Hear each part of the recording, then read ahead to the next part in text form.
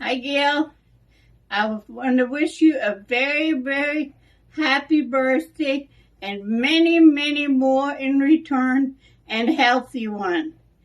Your Sunshine Karin from Manteo. Alles Liebe und Gute zu deinem Geburtstag wünsche dir vom Herzen deine Karin. Tschüss. One thing, during the blockade, my father had a sister and a brother here in the United States, and they were sending us care packages with a big red cross on it. My aunt was living in Florida, and my uncle was living in Southampton, Pennsylvania. And they were sending care packages to us. And that's one reason why Daddy said we don't need to go to get candy and stuff like that, because in every one of them boxes was some goodies in for us children. Wait. You start again? Mm-hmm. I'll never want to live through that time again. Never. And I hope nobody ever has to live through what we went through. And when I got married, I had children, I always said, my kids will never go hungry. They always will have clothes. And thank God it happened. They always had everything they needed and wanted. What do you remember about the blockade? I remember, well, the beginning of May 1948, when we kids went to school, Mama told us, come home immediately. Don't go with nobody, because we're expecting trouble. And the trouble was the Soviets were stopping the trucks what was bringing in the food into West Berlin. They didn't let them go by, and the boats were searched what had goods on it. And so Mom said, there's going to be trouble. And sure enough, in May 12th, 48, we woke up in the morning and we had no power, no water, no gas, because all these companies were in East Berlin. Because, you got it? Yeah, I'm going. And we knew that we had enough food in West Berlin to supply the needs of almost 3 million people for 3 days. And it was getting scarier and scarier with food. We was running pretty short. And then the airlines stepped in and said, even so, we fought the Germans, West Berlin, 3 years ago. We cannot have almost 3 million people blood on our hands. We gotta try to save them. And that's when they started to fly in all of our food. In the beginning, it was fresh food, but it was so heavy and so expensive to bring all the fresh food in, so they started to dehydrate everything. Your vegetables, your potatoes, your milk, your eggs, everything was dehydrated, but was a little bit lighter to bring in. And that is something what I will never forget, because we lived of dehydrated food for almost 12 months. Good. One thing I remember very well is our food was really, really rationed. We got, as children, 750 calories per day, and the adults got 1,250 per day. Many times, we kids asked Mama, can we have a half a slice of bread more for supper? And Mama looked at us and said, no, kids. We gotta wait till we go tomorrow to the store to get some new rations. We were so happy sometimes when we had at supper time 2 slices of bread with lard on it and salt. That was our supper. I'll never forget these hunger pains. Can we stop it? Yep. What message would you like to share with Gail for his 100th birthday? Well, dear Gail, all I can say is this. You touched many, many children's hearts and lives in Berlin.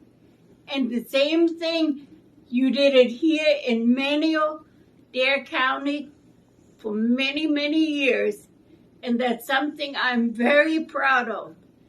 And if it wouldn't be for you, there wouldn't be no candy drop.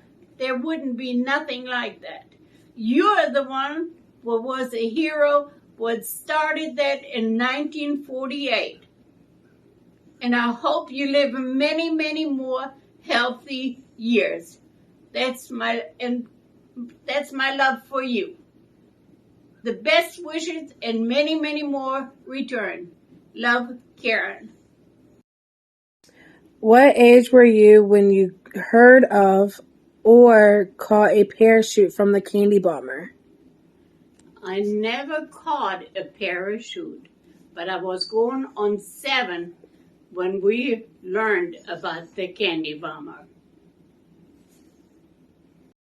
What did the airlift mean to you and your family?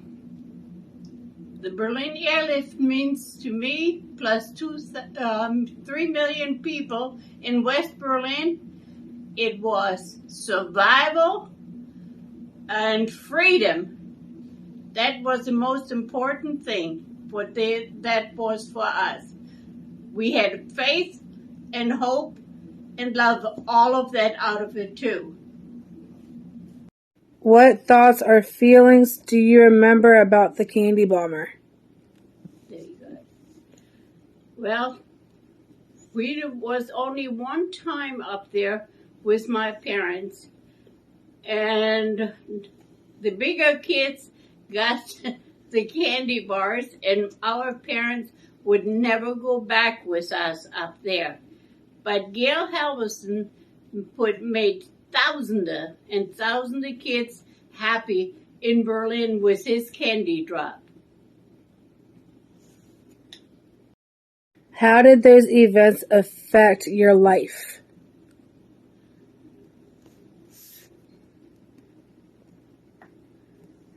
How did what? How did those events affect your life? This event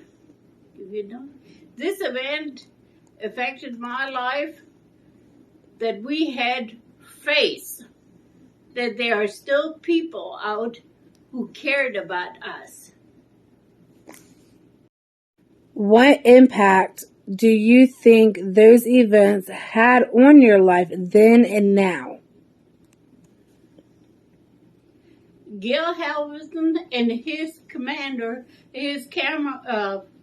all the other pilots saved us and helped us by delivering the food. And right now, I'm helping people here in our community and volunteer my time to help them out, to bring food to them when we have it from the church or from the Dare Center, and volunteer my time with that. Family situation during the war age. During the wartime, my sister and I got separated from my parents over 1 year. When the bombs was falling in Berlin, we had to evacuate Berlin, and we went to Gentine. It was right outside of Berlin, and we were going over the Elbe River. And the people who had children could go cross the Elbe River, but people who didn't have children couldn't go.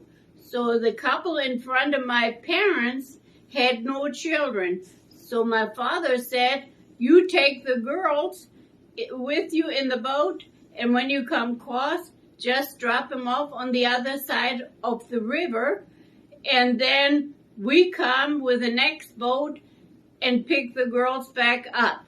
But there was the last boat what was going over the Elbe River, and my sister and I was sitting across the Elbe River, and my parents were in Gentine. So after 1 year, and when my father found out through black marketing where we were, and he got us all back together again. And that was over a year. Conditions of your family after the war.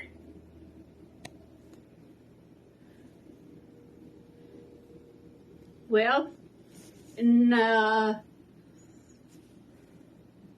we went, after the war in Berlin was cut in half in two, we went back to Berlin, to the west side where the apartment building was, where I grew up in, and we were poor. We didn't have nothing left. There was just enough beds for every one of us kids, and mom and dad, and table and chairs were there. We had no dishes, no silverware, nothing. And we had to eat in, how would you call it, separately. First the adults, and then the plates were washed, and then the kids were eaten. And that lasted not too long, but Berlin was starting to go, and then all of a sudden work was available, and Mama was working what we called on a Trümmerhaufen. That was a rebel from the apartment buildings. They were cleaning the bricks up, and they got money for that. We were able to buy food more at that time. Good.